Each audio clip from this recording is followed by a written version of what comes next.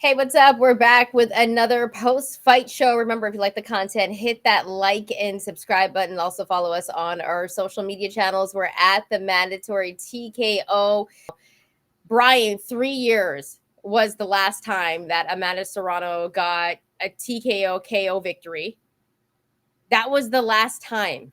Mm-hmm. Daniela Bermudez, was that Yes, the last one? I Okay, think I, that's I the thought last. so. Yeah, late It's in been a that fight while. too. That was like the ninth round of a 10-round fight. Yeah. Your thoughts on her performance, because I thought it was going to go the distance. Even though Stevie Morgan, there was not much about her, not much footage, but Amanda Serrano put on like this master class performance in 1.5 rounds. She got the stoppage in the second round. I don't know what that was. Okay, this is like in terms of mismatches. Amanda Serrano was a -5,000 favorite in this fight, and that line was not one-sided enough. Like, like yo, when they put up the height, because this was the thing going into this fight. Stevie Morgan was this big ass mystery. Nobody knew anything about her. I found out that she was a businesswoman in Tampa, like has her own business or whatever. Show Chantel an interview. Seems like a very nice woman. I, However, I I thought it was a YouTube ad. I was like waiting for the ad to finish, and the whole thing went by, and I'm like, what? Why did he send me an ad? And then I looked back to like rewind, and I was like, oh, this is Stevie Morgan. This is not a YouTube ad. I went like literally like 45 seconds, like, yo, this ad is taking forever. it appears like she's doing great things in the greater Tampa area of Florida. But like, This ad, we got to put this comment up. Jake wouldn't beat Amanda Serrano. no, probably not. Like, Too much speed. Too much speed. and stamina. God. Work rate. Sheesh. So Stevie Morgan was this big mystery because practically anybody, nobody's seen her fight, and you try to get footage of, like, we try to watch some of her fights leading up to this, and you can't really find damn near anything. There's maybe a couple things out there. The bulk of her fights were also in Colombia, which is interesting because it's not like, I mean, to my knowledge, she doesn't have Colombian roots. She's a white woman from Tampa who's just flying down to Colombia, getting first round knockouts, flying back up and running her businesses. And it's like, okay, cool. So I she, wonder how much she gets paid for those fights. right? And they're not even online. So it's like, all Yeah. right, maybe she has a padded record or whatever the case may be. Clearly there's some power there. The bulk of her fights, 135, 140. She rehydrates, obviously to more than that. Yeah. And then we get to fight night. And I did note that she did lose to Kalisa Salgado, majority decision, who Amanda Serrano knocked down in the first round of a 2016 fight at Barclays Center. So all that being said, it's like, all right, Amanda Serrano's going to win this fight, but like she hasn't got a knockout in a while, whatever, whatever. And Stevie Morgan shows up, and then when they put on the graphic that Amanda Serrano has a longer reach than Stevie Morgan, who is like 2.5 inches taller, I was like, oh, because that was a mystery before this. Stevie Yeah. Morgan, we didn't know what her reach was because it wasn't reported anywhere. And now we have a Tyler Hero situation where somebody's arms are like 3 inches shorter than their height. Caitlin Clark has longer wingspan than Tyler Hero. So in this fight, you see it. She's stiff, her arms are short, and Amanda Serrano just, oh God, this 1-2, 1-2, just piecing her up, body shots, whatever, whatever. And 10 seconds in, you're like, oh fuck, this is gonna end very early. Yeah. I think I texted you and I was like, I don't think this is gonna last, man. After that first round, I was like, I think it's kind of a wrap for her. The one thing that I noticed right away is when they did the stare down and they're looking into each other's eyes. I could tell there was some type of nerves or fear in Stevie Morgan's eyes. And then it showed Amanda Serrano and she was locked in, and I was like, oh, it's a wrap. Like, this is not going to go well. Stevie Morgan came out and she looked flat footed. She didn't look comfortable. She didn't look like she warmed up. And there was absolutely no rhythm at all. Like, no rhythm at all. I don't know if you could look even more stiff. And you know what? She was fighting in her hometown. And I just Mhm. think the bright lights were too big for her. I think that's what it could have been. Like, it just seemed like a performance where she was there, but she really wasn't doing anything physically. And I mean, not the best look for her. That was her moment. But Amanda Serrano came out. That's the performance she needed. And this is exactly what she needs before fighting Katie Taylor for the second time. Because in that first fight, and you can drop your comments if you guys had scored it, I had it 6-4 Serrano. Same. I had Serrano winning that fight. So I was really surprised when those scorecards got read. So I'm looking really forward to the second fight. And I really do believe that Amanda just, I know it was Stevie Morgan, but that's a performance that she put on where you were just like, she's looking a little bit different and she's not eating cakes and cookies anymore. She's off my diet. So so she just like looked she looked different. And there's lanes and levels to this. Uh-huh. And I just feel like Amanda Serrano, she is lanes ahead of everybody. I think that you can put her on a pound for pound list with men. Yeah. She's one of the best boxers in the world right now. Mm-hmm. And I think everyone needs to realize that. I don't think we need to categorize her to just being one of the best women boxers. No.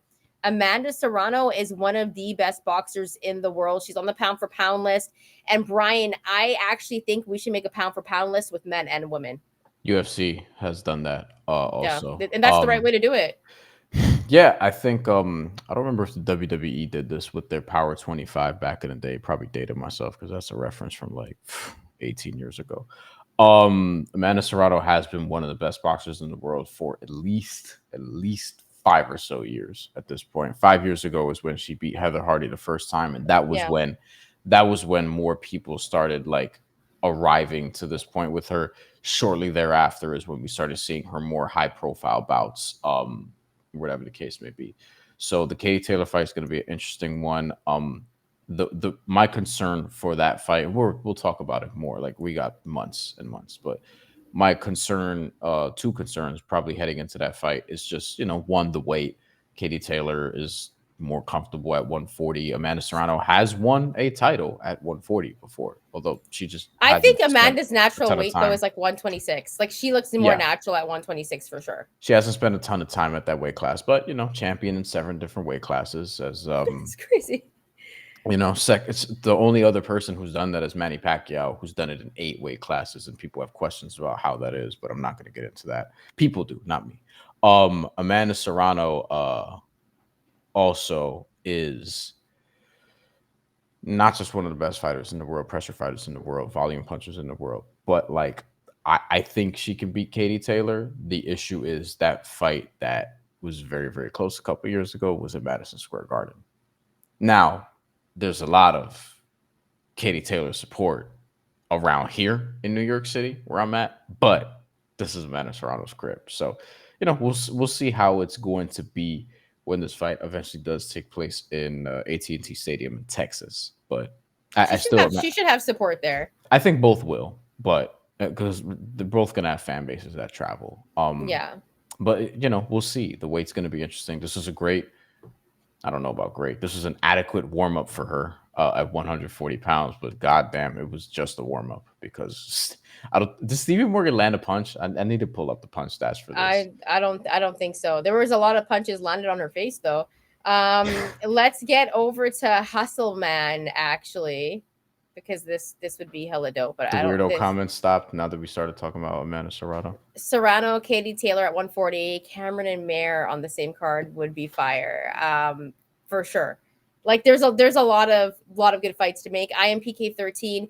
MVP should have gotten a better 140 pounder for the tune up. Serrano didn't gain anything from this fight. I think she did though, IMPK 13. I think she gained confidence and like feeling good being in the ring and having that type of performance. I feel like that could only help you as you go into your next fight, regardless of how it went, because she hadn't had a knockout for 3 years. Imagine not having a knockout for 3 years and then having that performance. I That's don't got to know. feel good.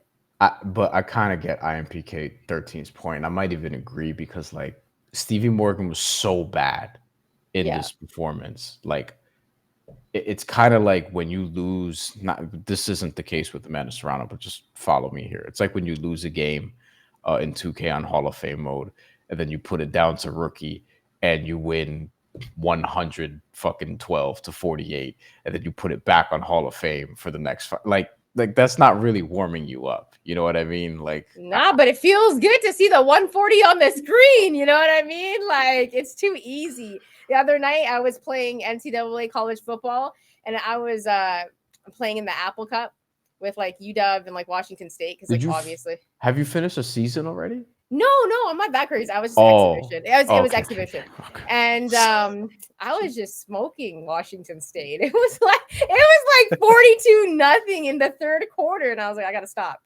I got, but it felt good, is what I'm saying. Haven't played it yet, but it is right over there. I don't know what Um, school I'm gonna use yet either. Maybe l- Buffalo.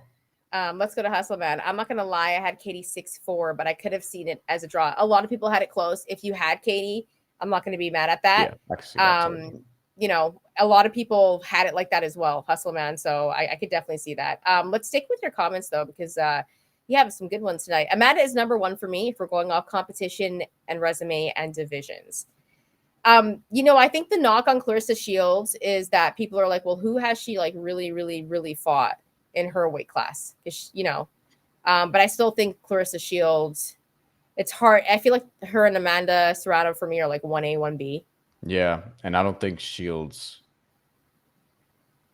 I don't know. Who do you think has beaten the better competition between the two? Probably Amanda. I think it's close. I think It is, but then the it's Shields, probably Amanda. Shields is beating some good competition, she but has, but in her weight class, like her natural weight class, they're always like, well, who's in that weight class? Like that's that's the knock on her, yeah. right? Like who's in that weight class? Whereas Amanda, like we've seen her move up and be in like very competitive weight classes, but Shields is just, it's hard not to put her number one. So it's like 1A, 1B for me. They definitely have to be two of them.